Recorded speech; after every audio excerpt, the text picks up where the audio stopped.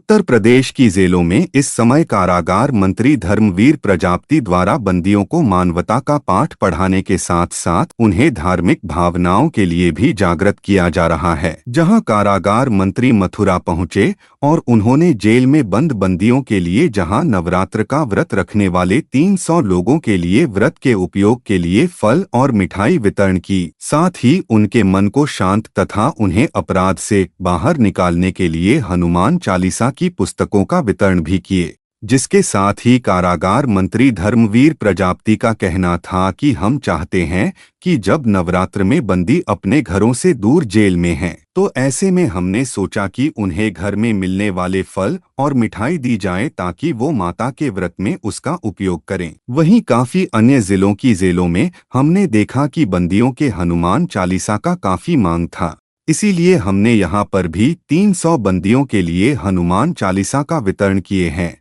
और हमारी कोशिश है कि बंदी जेल से जाए तो उनके मन में अपराध को त्यागने की इच्छा हो और आम इंसान की तरह जीवन बिताए, ताकि जिसके लिए हमने उनके लिए रोजगार परक प्रशिक्षण देने का काम भी किया है। और अंग्रेजों के जमाने के जेल है जिनकी संख्या उसके अनुसार थी, इसीलिए बंदियों की संख्या अधिक होने के कारण प्रदेश में 10 नई जेलों का बनाने का काम शुरू किया है। देखिए, शारदीय नवरात्रों में उत्तर प्रदेश की सभी जेलों में परसों तक का आंकड़ा हमारे पास था 1,04,000 से ज्यादा बंदी व्रत रहे हैं।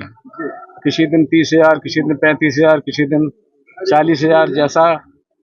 कल शायद अष्टमी है तो कल व्रत ज्यादा रहेंगे। कल हम आए हैं आगरा, तो बस ध्यान में आया, कल कानपुर की जेल में हमने बंदियों के लिए कुछ मिष्ठान और नमकीन वितरण किया, कपड़े भी वितरण किए। फिर आज मथुरा में ध्यान में आया कि बंदियों को कुछ फल, और क्योंकि कानपुर में हमने सुंदरकांड और हनुमान चालीसा की किताबें कुछ बांटी थी, तो बंदियों में ये उत्साह देखने को मिला हमें। फिर मन में आया कि मथुरा की जेल में, आगरा की जेल में भी ये वितरण किया जाए। तो आज हमें आगरा में हमने खोजा तो 200 हमें सुंदरकांड की और 100 हमें हनुमान चालीसा की किताबें मिल पाई। गीता प्रेस गोरखपुर की जो दुकान है उसमें, तो सोचा कि बंदियों को दे दिया जाए, जो उत्साह से बंदी मांग रहे हैं। तो आज यह मथुरा की जेल में लगभग 300 करीब बंदी हैं, महिला पुरुष जो व्रत रह रहे हैं, उनके लिए फल वितरण और सुंदरकांड हनुमान चालीसा का वितरण का कार्यक्रम है, कल आगरा में करेंगे। क्या मानते हैं कि जेलों में सुधार हुआ है पहले की तुलना में? निश्चित रूप से बहुत कुछ बदलाव हुआ है। और सुधार की दृष्टि से बात करें तो क्या परिवर्तन हुए हैं? सुधार की दृष्टि से बात करेंगे तो ऐतिहासिक काम माननीय मुख्यमंत्री के नेतृत्व में सरकार जब से बनी है तब से हुए हैं। हम कह सकते हैं कि 41 जेल में महिलाओं के साथ जो बच्चे हैं उसमें टीचर नियुक्त हैं उनकी पढ़ाई लिखाई के लिए, और 51 जेल में कल हमने वहाँ आगरा कानपुर में एक चिल्ड्रन पार्क का उद्घाटन किया है, तो 52वां चिल्ड्रन पार्क बन गया है। बंदियों के लिए पढ़ाई लिखाई के लिए हमने जो छूट दी है, तो पिछले साल का और इससे पहले की साल में अगर हाई स्कूल इंटर में जितने बंदियों ने परीक्षा दी उसमें 90% बंदी हमारी परीक्षा पास हुई हैं। सभी उत्तर प्रदेश की जेलों को हमने कौशल विकास से जोड़ा है और सभी को काम सिखा रहे हैं बाहर जा कर के, क्योंकि जब जेल में एक बार व्यक्ति चला जाता है तो बाहर जल्दी रोजगार उसे नहीं मिलता।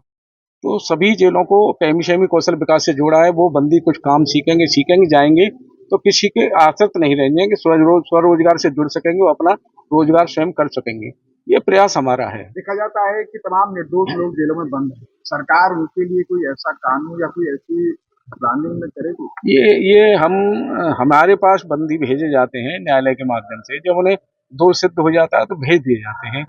हम लोगों का दायित्व बनता है कि उनकी देखरेख ठीक हो, उन्हें भोजन ठीक से मिल जाए, साफ सफाई उनके लिए अच्छी हो, मिलाई उनकी ठीक से हो जाए, वो काम हम लोग कर रहे हैं। और रही बात वो जो आप बंदियों की कह रहे हैं, इस कार्यकाल में सबसे ज़्यादा बंदियों की रिहाई हुई है। 6,000 से ज़्यादा बंदी छूटे हैं। लगभग अब तक 800 बंदी ऐसे छोड़े गए हैं जो छोटे छोटे जुर्माने में बंद थे, अर्थदंड में बंद थे। लगभग 800 बंदी छूट चुके हैं।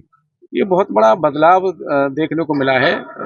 जेलों में क्षमता से ज्यादा बंदी है, क्या व्यवस्था है सरकार के पास? ये आपकी बात ठीक है। लेकिन जेलें अब अगर देखेंगे तो अंग्रेजों के समय में, देश की आज़ादी से पहले की जेलें बनी हैं, उस समय की जो व्यवस्था थी उस हिसाब से बनी है। जहाँ जेलों में जगह है वहाँ हम बैरक बनवा रहे हैं, जिन जिले में जेल नहीं है वहाँ हम जेल बनवा रहे हैं। ललितपुर में केंद्रीय कारागार बनाने जा रहे हैं, हाथरस में जेल नहीं है वहाँ हाथरस में जमीन खरीद ली गई है, बनाने जा रहे हैं। सहारनपुर में जो कंजेस्टेड है, शहर में आ गई है, उसे हम चेंज कर रहे हैं। मुजफ्फरनगर की जेल को चेंज कर रहे हैं। ऐसे ही हम बलिया में और तमाम जिलों में 10 जिले ऐसे हैं जहाँ हम नई जेलें बना रहे हैं। इटावा में जेल बन चुकी है, क्रियाशील हो गई है, श्रावस्ती में क्रियाशील होने जा रही है। इस तरह हम व्यवस्था कर रहे हैं।